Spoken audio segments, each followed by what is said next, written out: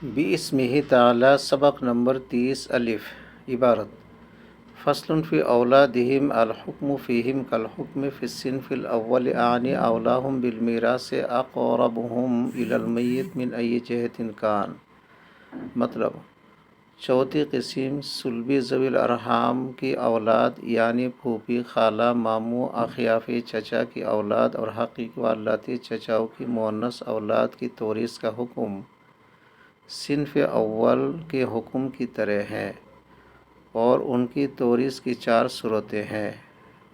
Number 1، پہلی صورت یہ ہے کہ اگر چوتھی قسم ذوی الارحام کی اولاد متعدد ہو اور بعض اقرب و بعض ابعد ہو تو اقرب وارث ہوگا اور ابعد محروم ہوگا۔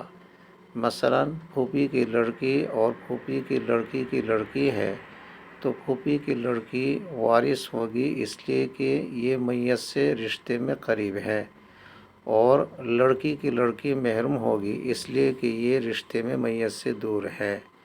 اجازت دیجیے، شکریہ، اللہ حافظ۔